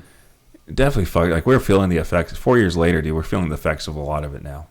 And it just depends on how much longer it's going to take to really feel the effects of this, dude. I mean, every day, like, more things unfold, whether it's health, economically. It still cracks me up when people wear masks. Like, hey, to each their own. If you want to wear a mask, go for it. But, like, did you not learn from the 7 boosters that you got? Yeah, one second. Sorry about that. Make sure we're still recording. But yeah, these fucking mask people, dude. They're fucking idiots, dude. I see them, and they're always, just like the people we were talking about before, riding in the fucking cart pushing the fucking thing around with one finger, dude. Always the most unhealthy people. Oh, yeah. Overweight. Always, dude. It's like, maybe change your diet. But, like, I think people that wear masks, they just think that they're ugly. Like, is that it? Like, I just don't get it. Especially in the car. Like, your breath does not smell good. There's one time I remember driving with my mask on during COVID, and I was so embarrassed. All I did was drive to the light because I just forgot it on my face and we had to wear it in the store. Yeah. My breath must have been smelling good because I didn't notice it. But I was wearing my mask and I was driving. I'm like, dude, I'm a fucking bitch. People are looking at me right now. I'm like, dude, this guy is a bitch. Windows down, sun's blazing on his face, and he's wearing a mask. By himself. What a bitch. And now I look at people doing that same thing. And I'm like, what a big bitch, dude. I couldn't imagine being so scared I still wear a fucking cloth over my face. Like, it's not like we're in a dust storm, dude. No. It's just not going to help you. It doesn't even help in the beginning. Like, everything was a lie. And, like, didn't Fauci just come out saying, like, most of it was, like, pretty much everything he lied about? Oh, dude, he's fucked. Yeah, I don't know how he's not in prison, honestly. Dude, he's fucked. I hope he's fucked. I hope he pays. I hope everyone responsible pays something. They need to make an example, dude, or else it's going to keep happening. They're going to keep donating to whoever they want to win, and it's going to just keep going. It's a revolving circle. These fucking pharmaceutical companies, they get fined like a tenth of what they make. So they could make like $100 billion, but get fined, $10 billion. They still made $90 billion. Yeah, darn. Oh, and you can't sue them. We can't sue you. We don't want to get sued. We came out of this we made this vaccine to help you. You can't sue me. We just made $100 billion off of this because we made the government pay us. Yeah, and they all invested in our companies before we released all this. And that's the most fucked up thing, dude. That is the most fucked up thing. Unless you're in that position. Like, if I was in Congress and I was insider trading, dude, I'm fucking insider trading all day if I know I'm not getting in trouble. Yeah, I mean, if you're just gonna... Dude, Fauci made $11 million in 1 year during COVID. That's just that we know. That was during COVID. He made $11 million. There's more. Oh, yeah, dude. So crazy what money does. In the Bible, in the Bible they talk about, worshiping other gods, and money is considered a god if you worship it, dude. If that's all you care about and all you do, and all you worship, dude, you become a slave to that thing, and nothing ever comes good of it. I look at it kind of like, in Kings, it talks about all the bad people that led the country, Israel or whatever, and how they only ruled for so long because they didn't do right by God. And they got kicked out, and a new person came in. And it took, I think, till Josiah, they were all bad kings until him. So I think that's what we're going through. We have a lot of bad rulers all over the place. He could be saying that in Israel. It could be a bad ruler, whatever he's doing. I don't keep up too much with that. I just know they've been at war for fucking years, hundreds of years, and I read the Bible. I'm like, I think Israel was there first. I think they believe in the Old Testament, so... if they look at the Old Testament, look at all these, Moses and stuff, the Israelites were there first. The Jewish people were there first. So, if you want to go by rights of who was there first, like kids, like I was here first, they probably should get it. I mean, Israel's God's land, and it's in the Bible that it is, and it's always going to be protected. And it's prophesied that they'll come under attack from every direction. Yeah, and that's what's happening, dude. Literally, all there. Dude, imagine you live in a little baby house, and then surrounding you are a bunch of mansions, and all those mansions have guns just pointing at you. And you're just this little. Actually, no, you're a little house that didn't sell your land. And everyone around you sold their land, and they built skyscrapers around you. And now you're that little house that didn't sell out, and they're just going to make your life hell by just doing skyscrapers. You're never going to see the sun. You're never going to see the sunrise. Never going to see the sunset. You're just going to see people staring at you from above. And that's how kind of Israel is. They're just there, and all their enemies are surrounding them. And they're powerful as fuck. Yep. Iran, dude. They fucking hate Israel. They're so strong. Yeah, dude. And then they have Saudi. They made deal Saudi Arabia, but they still have all their enemies there, dude. And you think about it, dude. It's kind of wild that it took Moses 40 years to get from Egypt to Israel. Well, he spent 4 years in the desert wasn't it because he killed someone? Yeah. And then that's when he led everybody and he wasn't part of the Red Sea. And he wasn't allowed in there. Yeah. 40 years, dude. But the Israelites also kept, questioning God and worshiping other gods and pissing God off. Just imagine you're a dad, dude. And you're like, all right, I'm going to help you. Like, you're talking to your kids. I mean, I'm not a dad. Imagine you're a dog dad. But I can only imagine, like, if you're a dad, you're like, hey, I'm going to help you. I'm going to get you to where you need to go. You just have to trust and have faith in me. You're going to get there. You're going to go through hard shit. It's not going to be an easy walk. It's going to be, if we're good, it's going to take a few months. If we're good. But if you guys fuck around, it's going to take us so much longer to get there. And they fucked around, dude. Worshipped and made different idols. And then shit happened. They had famine. And then when they prayed back to God, God's like, all right, you're hungry? Here's the manna. I'm going to give you some manna. I'm going to make it rain down food. Prove to them that he was real. Back on their journey. As their journey gets rough, oh my goodness, we're better in Egypt. We're better in Egypt. I don't know where I'm going with the Moses story. I'm just explaining it to everyone. Hey, might be speaking to somebody in some way. They might take that. It's like you said earlier, it's interpretation. Yeah. It might relate somehow to their life. Yeah, but they just, Israel, like, oh, we're going back to like why it took them 40 years to get from Israel to Egypt, from Egypt to Israel. But yeah, dude, it's just crazy. They kept fucking around, and you could look at it as life. You're like, again, going back to going to church. God puts you back on that path. You're hungry. God's like, all right, I'll feed you. Get back on the path. I'll help you. I'll feed you. I'll give you what you need. And they're like, all right, I got this. I can do it on my own. I can make my money myself. I'm gonna start doing money. Start doing everything to worship money. You start missing church. Stop reading the Bible. And then, you're back behind to where you were before, and now you're thirsty. And I got, God, give me some water. And then he strikes a fucking rock, and now water's coming out of a rock, proving to you that he's real. He's like, oh, I'm back on the path. Back on the path. Yeah, dude. And it took him 40 years to get there because they kept fucking around. It's crazy because we all go through that. Mm-hmm. Like, no matter how many times it can be evident, like, God will bring us out of our trials and show us, and then sometimes we still just go back to what put us there in the first place. And it's hard to put those things down sometimes. I tried not believing in God when I was in college. I was just so annoyed because my mom forced me to go a lot. She I love her, but she made me, she did what was probably right and made me go to church. But I just got like bored of it, got annoyed. I was like, dude, I have to wake up. I was just fucking partying. Yeah. Dude, my room would smell like tequila. My mom would wake me up, ooh, it smells so bad. Allegedly, dude, I used to drive, someone used to drive while drinking. And I was just in a bad headspace, dude. I was like, I could just do all this myself. So I started taking philosophy classes. I'm like, dude, these people don't believe in God. I wonder why. My first philosophy class, dude, the guy, we go to religion. It took us like 3 months to get to religion. And he's like, I'm not going to tell you guys what to believe in. But if you believe in God, and you believe in this God, just imagine you don't believe in him and it's real. But imagine you just spend an hour a week and you're just a good person and it is real. Like, what do you have to lose? You have so much more to lose, and you die, and it's real. And because you didn't believe, and because you didn't, follow that kind of path and ask for forgiveness, like, you don't get to go.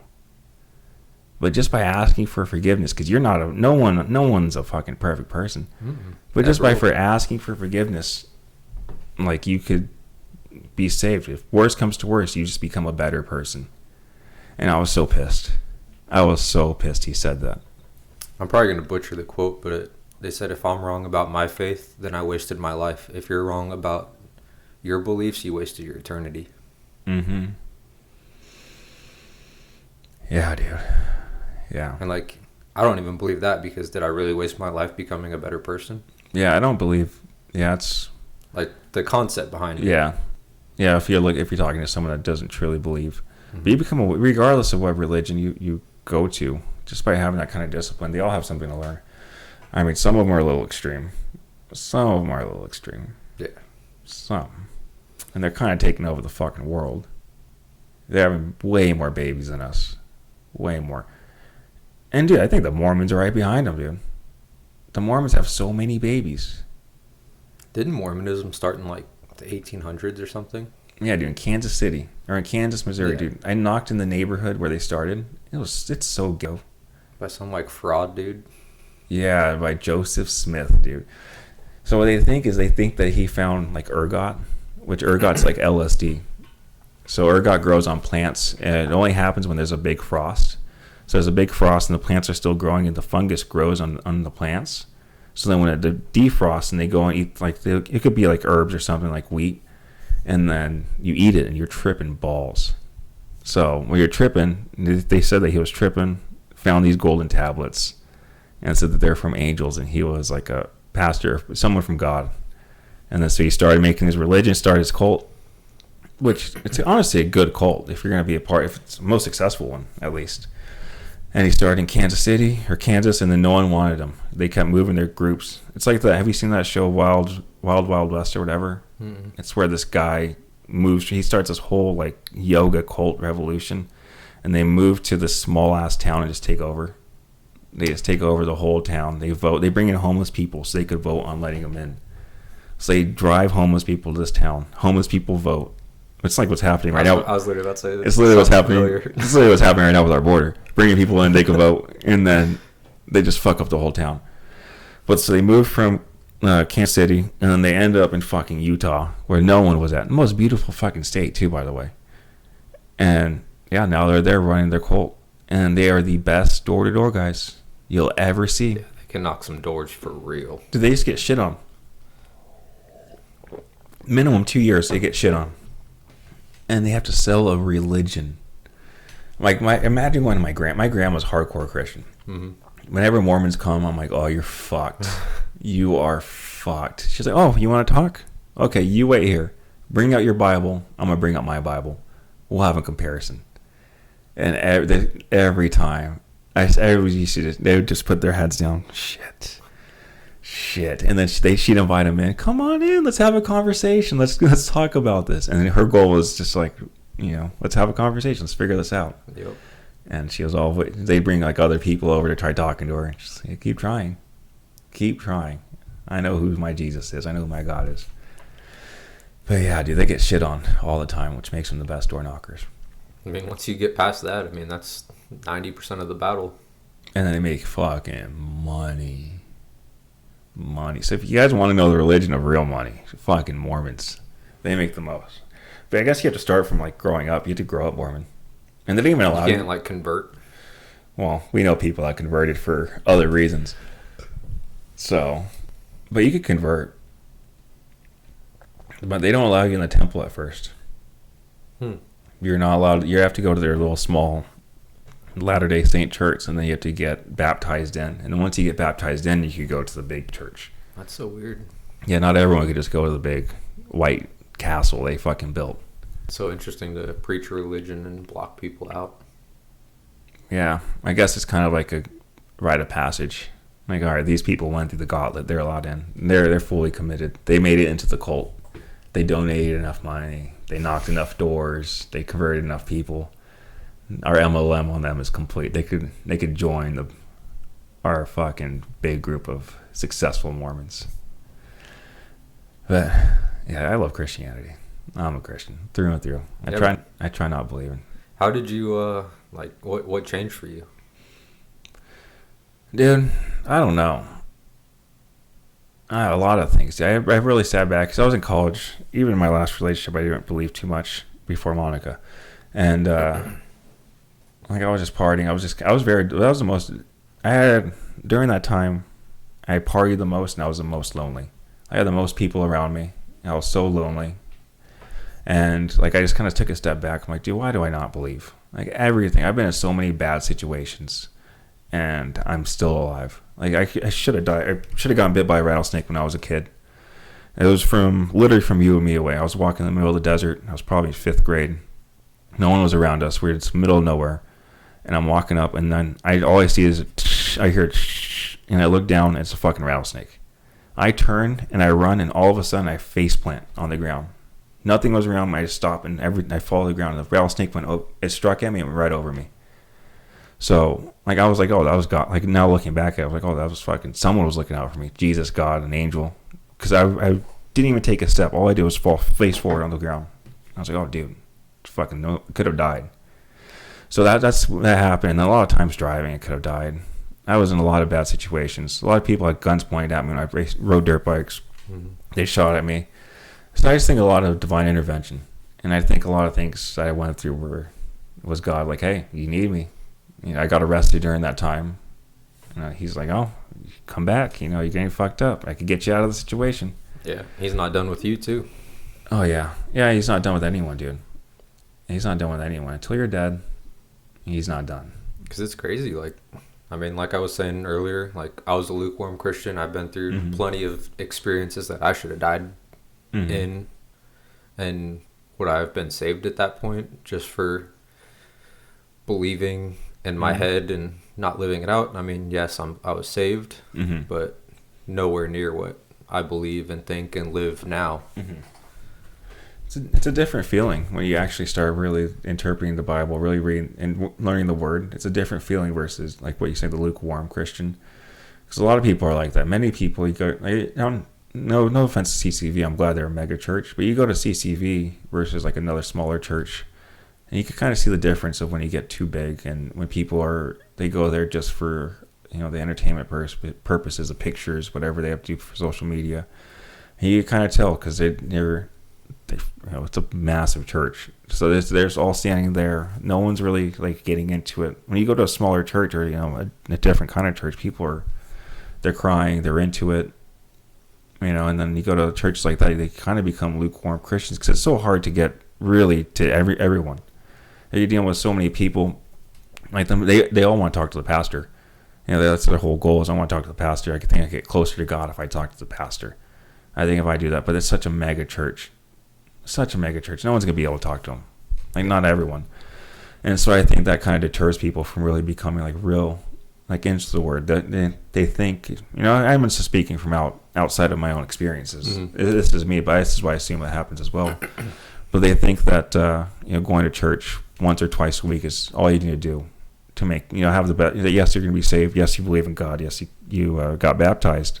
But did you really transform in God?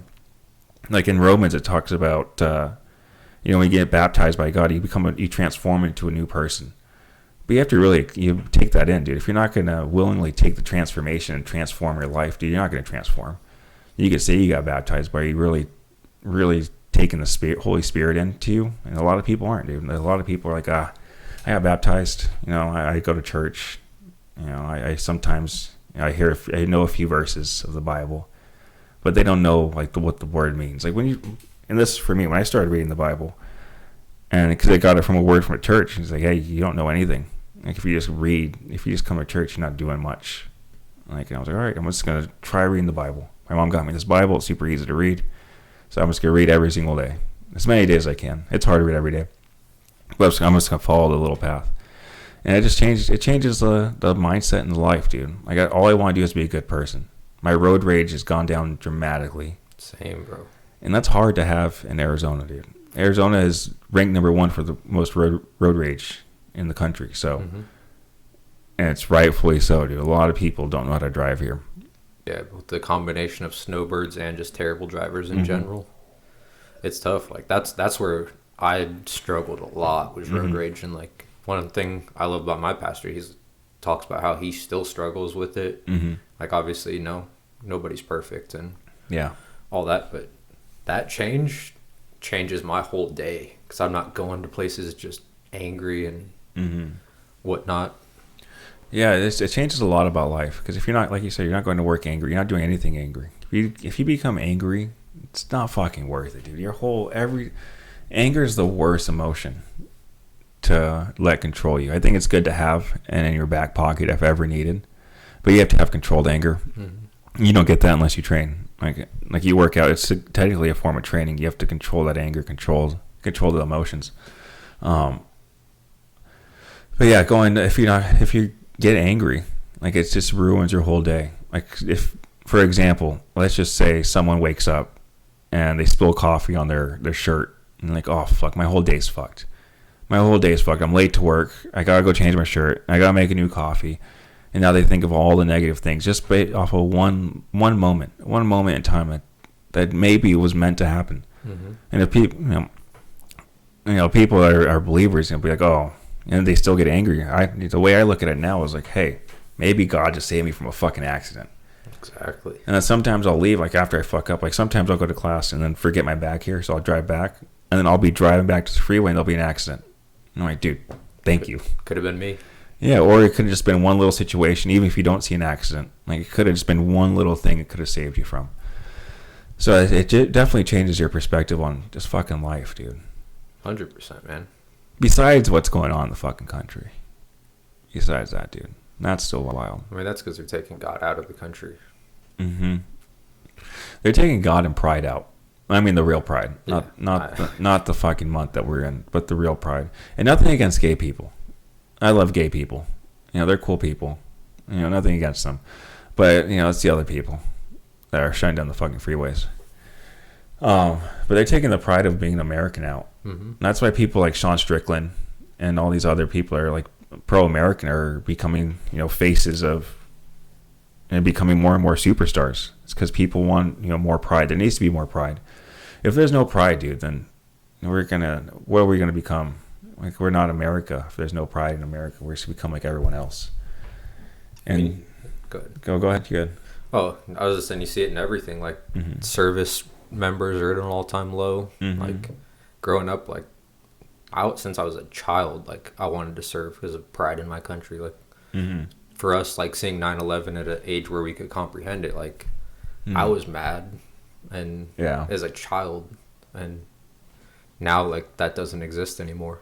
And there's more evil in the world now.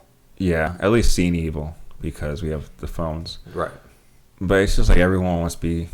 I mean, a lot of kids want to become TikTok famous. Like, that's all they want to be, is an influencer. I think that's a detriment to our society.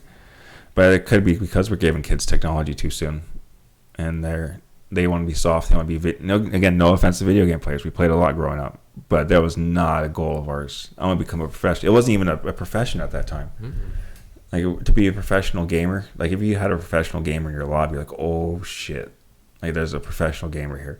Like, Call of Duty, if you saw fucking Prestige 10 early on, you're like, oh fuck, yeah, now I'm fucked. This ain't gonna be a fun game. Yeah, especially if they're on the other team. You're like, I am so fucked, because they're fucking you up, and that game really, those games humbled you. Like, I'm not ever gonna become a professional gamer. So you did other shit. You did way more shit. And you had more aspirations. Like, you probably watched some more movies. You probably had war influences in your life. Probably shot a lot of guns. Probably went hunting. Did a lot more active things. And to help you want to join the military. And these kids, if they're kids in general, if they're just watching TV or watching TikTok, watching people become famous off doing stupid ass shit, then that's all they want to do is stupid ass shit. I compare it to like the kid, whenever it rains, at school there's always the big puddles. Regardless, high school or grade school, there's always the massive puddles. I compare it like now it's to the kid. It's like the kid jumping in there for attention. For that moment, everyone's sitting there watching him, talking about him for that day or so. But then after that, he becomes a kid. Like, yeah, that's the kid that fucking jumped in the water. I don't want to become that kid's friend. Like, what? I don't want to be associated with that kid. And he becomes a weirdo. And I think that might happen to a lot of these kids because they do a lot of the stupidest fucking shit. They say a lot of stupid shit too. I've seen, dude, Instagram showing me some videos of the kids dropping the hard R. Little white boys dropping the hard R. I'm like, dude, I've never put that on video if I was a kid. I've never put that on video. I would never if I was a kid. Yeah. Dude, Modern Warfare 2 lobbies were different. You had to be there to understand. I don't know what allegedly was said, but I just know I would never record it. And how they have like in-game monitoring now? Dude, never. Everybody would be muted permanently. Dude, fucked. We would make kids. Our whole goal at one point was just making the other team cry. If there was a little kid and we heard it, our goal was like, all right, you're gonna cry today. So we just fucking said, you fucking faggot, you fucking gay bitch, fuck you, you fucking suck. And then we'd all just try attacking that one kid. Dude, those were ruthless days. Like, our society now could not handle that. No, I think that's what we need. I think we need bullying, some sort of bullying. I think bullying to an extent is bad. I do think it's bad, especially physical bullying. But I do think we need some verbal. Maybe not. I think kids shouldn't be on social media because I think cyberbullying is the worst thing. I do think we need like inhuman bullying to kind of set the tone straight. Like if a kid's fucking around, the bully's gonna set him straight. Mm-hmm. Like the kid, if the bully gets annoyed at him, like, dude, you're gonna need to shut the fuck up, or I'm gonna fuck you up. And the kid's gonna shut the fuck up because he doesn't want to get beat up. And eventually, the bully gets beat up. Someone steps up and beats up the bully. And for that kid to step up, you know, his life is probably forever changed because he has that. Now he has that confidence, even if he wins or loses. But he knows he could step up to fight instead of cowarding away. And if he beats up the bully, now the bully knows he's not the top dog. Humbles him. Knows there's always a bigger fish. But if you don't have that, dude, and everyone's equal, everyone gets a participation trophy, everyone's as good as the next person. You try making it as equal as possible. Then you get fucking TikTokers. You get these little kids eating pods. Dude, I agree. I mean, I don't condone violence, obviously, but I mean, there's a time and place that eventually that needs to be established in certain situations, and not enough people have been hit in the face and had consequences for the things that they say and do. Mm-hmm. And like in our day and age, like you said the wrong thing to the wrong person, you would get smacked without 2 seconds. Starting from your parents all the way to kids at school to kids at the park that you don't know. Mm-hmm. Like you drop and throw hands anywhere. Yeah. Yeah, dude, when we were growing up, you just didn't fuck around. And these kids are ballsy. They'll say whatever. Dude, I've seen parents get yelled at by their kids. I'm like, dude, my mom was nice, but if I fucking talk to her like that, dude, if I talk to my grandma like that, like the disrespect that these kids have. No one holds a door open. Yeah. Like this guy came up to me the other day because I opened the door for Monica. He's like, dude, I just want to come up and like shake your hand and say thank you. Like you're showing some light. And I'm like, dude, just opening the door for my fucking woman. But it just makes me think like there's no. I mean, I'm not saying all the kids because I don't know all the kids, but I think there's a big trend of being, kind of rude and no respect. Mm-hmm. Because I mean, you hold the door open. I mean, just holding the door it's not hard, but you can tell a lot about a person if you're right behind them and they open the door and walk right through and don't hold it. Yeah, you could tell a lot. You're like, all right, I don't want to be friends with this person. I want to be friends with someone that's willing to hold the door. It takes 1 second to help someone else out besides yourself. I'll get even a step before that, even looking back to see if anyone's walking out behind you. Yeah, I mean, so many people are just fed up in their own world. Yeah. I always hold the door open. I think I was taught that at a young age. I forgot who taught me. I was taught a lot of stuff just to get girls. Everything I was taught to get girls. Yeah, they say hold the girl